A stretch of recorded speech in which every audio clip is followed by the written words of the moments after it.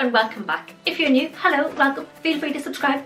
The button is down there. Click the bell, get all the notifications. Life is good. You can keep up with Honestly Anya then. How amazing is that? Okay, so today we're talking all about moving to the countryside. Yay! I was born and bred in the countryside. I've lived in cities from about the age of 18. I'm now 36. Oh, I always forget what age I am and then I'm surprised. Anyway.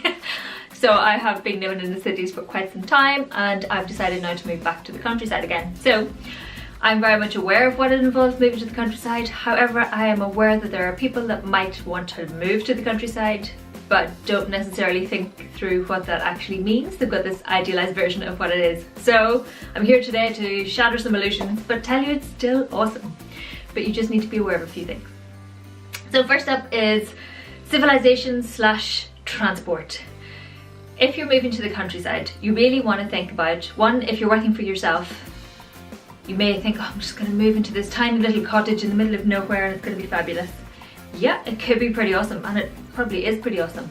However, if you are part of a couple, you want to make sure you have 2 cars so that you're not just isolated completely when one of you goes to work. For example, myself and Simon, we have only 1 car, and when we initially moved back from Bali, we were living with his mum, which was awesome.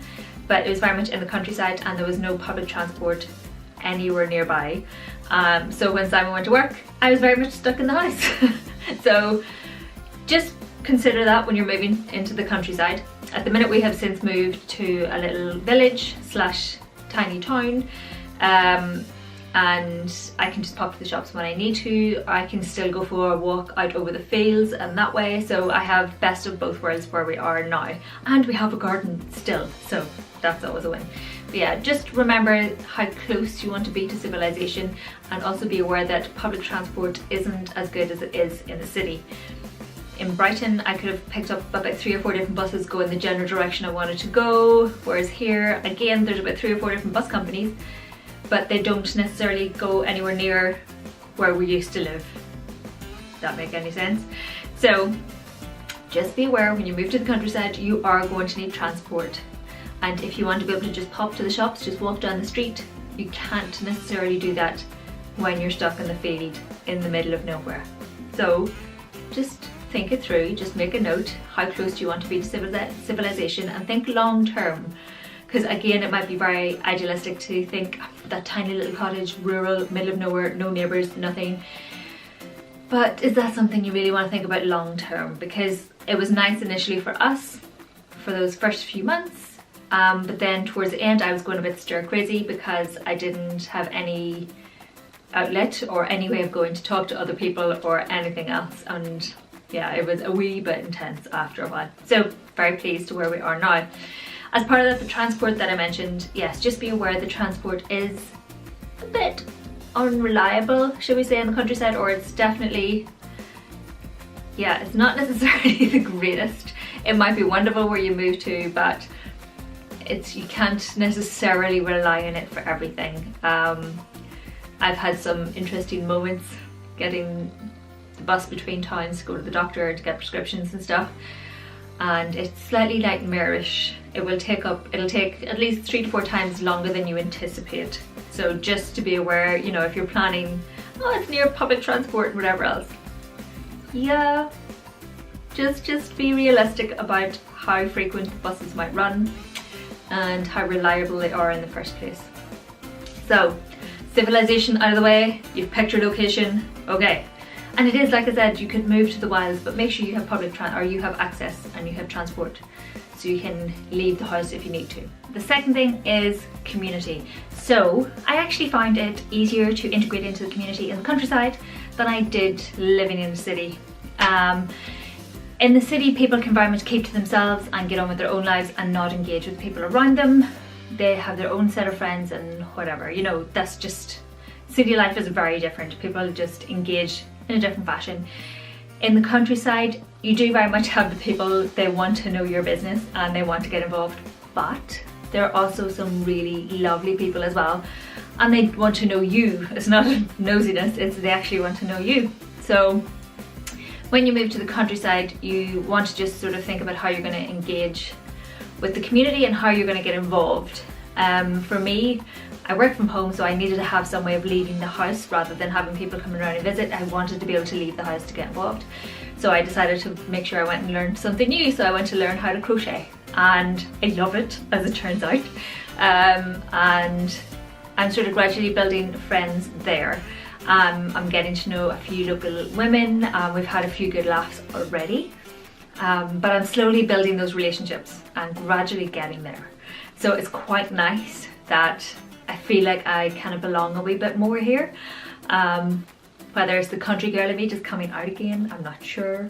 But yeah, I very much feel a bit more involved, I guess, and I'm slowly getting to know people. I still don't know my neighbours on either side. They kind of keep to themselves, so that's fair enough. Maybe I will develop friendships when the summer is in and we're outside in the gardens more and that kind of jazz. We've only been here a wee while, so you know, getting there slowly but surely. But yeah, you want to think about how you're going to get involved in the community if you actually want to get involved in the community. But living in the countryside, it can be good to have those connections. People, I'm generalizing here massively, but they tend to be more open, I guess, and more willing to help out your neighbours and that kind of jazz. So like I said, I've generalized massively there, and that's only based on my own experience. You will always find annoying people, you'll find those everywhere, but I guess I make more of an effort in the countryside to know the people around me because it's a smaller community. So there is that, and you can do more fun things together as well, which is kind of good. The third thing you want to think about, amenities. Now we've talked about civilization / transport. However, something you really want to think about is you will not get the same range of produce or anything really. You won't get the same range of availability in the countryside as you would get in the city. For example, when we lived in the city, I was able to find popcorn flavourings in Brighton. Not a big deal. Moved to the countryside, I checked three big shops. So we did a Tesco, a Sainsbury's, we did Waitrose, we checked in loads of places around us in different towns. Could not find popcorn flavourings. In the end, I had to order it online. But you know, it's just wee things like that. And living in Brighton, obviously I could pop down to Dave's, to the local comic shop, and buy whatever comics I wanted. I don't have this here. I have to drive at least 40 minutes to get to my nearest comic shop. Yeah, it's just things like that. So you're not going to have the same availability of products. You of course can order things online. I'll try to buy from local people where I can. So I try and shop local. But yeah, just be aware that you won't have the same availability. Like I can't really go down to a nice coffee house. There's some nice tea shops around here, but there's no really nice coffee places. Like in Brighton, the place is littered with fancy coffee places that do really good coffee. You don't tend to get that here. So just think what's important to you while you're doing this. But yeah, you won't have the same amenities, I guess is the best way of putting it. You won't have the same access, you won't have the same range. So just be aware, lower those expectations, remember why you're moving to the countryside. The fourth thing I think is worth highlighting, and this was part of the reason we moved to the countryside, is that things move a lot slower. And that applies to everything, from transport to getting, for example, I was asking about getting a map in from the local bookshop, and he was like, yeah, that'll probably, you know, I'll get some of those in a couple of weeks or so, you know. So we're very chilled out. So in the countryside, things do generally move a wee bit slower. That is no bad thing, and that was part of the reason, like I said, that we moved away from Brighton, because Brighton is so hectic, so full on. Everything moves at lightning pace all of the time. It's just so very intense, and for me it was too much. It was far too overwhelming. So moving to the countryside has slowed me down as well, and that's awesome. It's absolutely awesome. And it does me some serious good. I struggle sometimes though, because when I have to work I have to speed back up again, and I can't always do that. Not as much anymore. I'm getting too old and I've had too many various things happen over the years that it's just not good for my health, people. But yes, just be aware when you move to the countryside, things will generally move a lot slower. Not your online deliveries or anything like that. I don't mean anything like that. I just mean anything local. Stuff's gonna move slower. Enjoy the slow pace. Relax. You're along for the ride. It's grand. Now, the last thing I wanted to mention, fifth, oh, I've done 5 parts. We're kind of good. We're good. Okay. you have more space. For your money, you will generally get more space for your money. For example, we live in a 2-bed house that costs the same in rent pretty much as our 1-bed flat in Brighton. And this is a really nice size house for us. Now obviously we pay slightly more in utilities because it's a 2-bed house, but rent wise you generally will get more bang for your buck. We also have an outside garden, awesome, and we have direct access to go for big walks and enjoy the available space around us.